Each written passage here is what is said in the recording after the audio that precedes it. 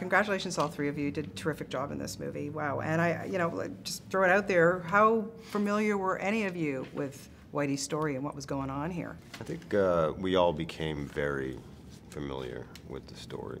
There was just being a member of the general public, you know that he's on the FBI's most wanted list. You see a little CNN flash of him getting arrested in Santa Monica, and people talk. There's a lot of stories about him. But when you get the job and you gotta go and dive right into it, then you have a plethora of information that you acquire. So we're very well versed in. I just learned the other day, though, that I didn't realize that he had been part of the LSD experiment and when he was in jail. Wow. Yeah. Wow. So you didn't do any research? No. Well, yeah, Peter, is it an actor's dream to play kind of a strung-out, drug-addicted snitch? Yeah. I mean, no, it's an actor's dream to have, like, an excellent set of given circumstances that you don't really have to act, you know. There was so much going on around me all the time. The minute I stepped in the movie, I had no scenes that were like, do you want cream or milk in your coffee? I mean, everything was like very heightened. So it was an excellent part because of that. It was really filled from the minute it started. Jesse, to get on a set like this, I mean, you've all worked with great actors before, but to act opposite Johnny Depp in this capacity, let's start with you. What was that like for you?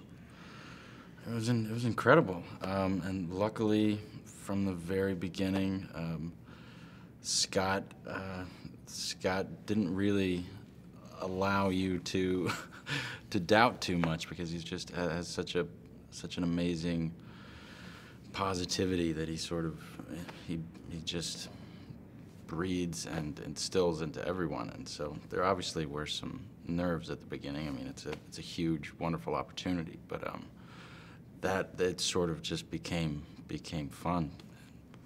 Rory?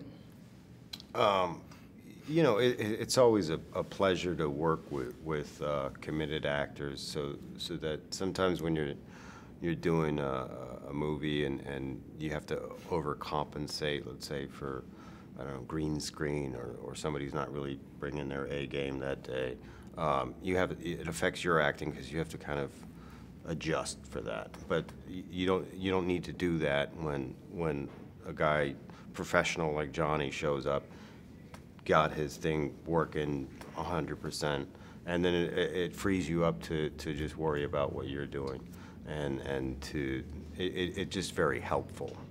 And he's such a master he's been doing it for so long that in between takes he can tell you anecdotal stories about, all these crazy, wonderful people he's met throughout his life, and then action, he's right, Whitey, he's right there. Yeah.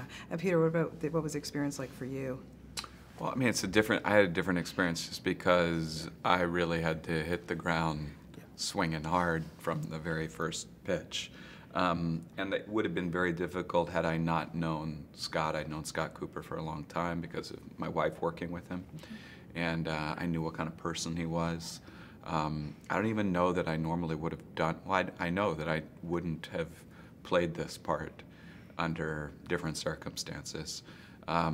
Mainly just because it's very difficult to step into a movie and do 3 scenes, when everyone else has just been kind of like hanging around, gone through their first couple of days, gotten their nerves out.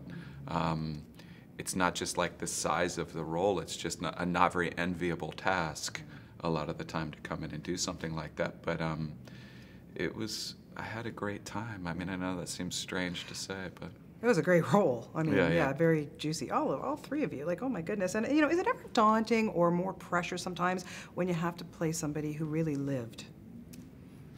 I think so, especially if they're still living. If you play Napoleon, he's not going to get Netflix and check you out and judge you. Also, people don't know what he sounded like. Right, and he's not going to be like, I didn't wear that shirt, or I didn't do that.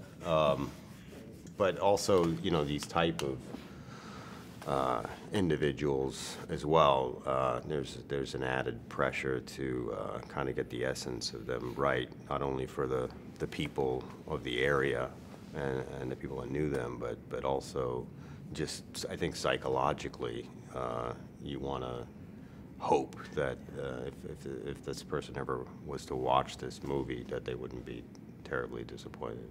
Well, congratulations to all three of you. You've done an extraordinary job. It's such a fabulous movie, and best of luck to all of you. Thank you.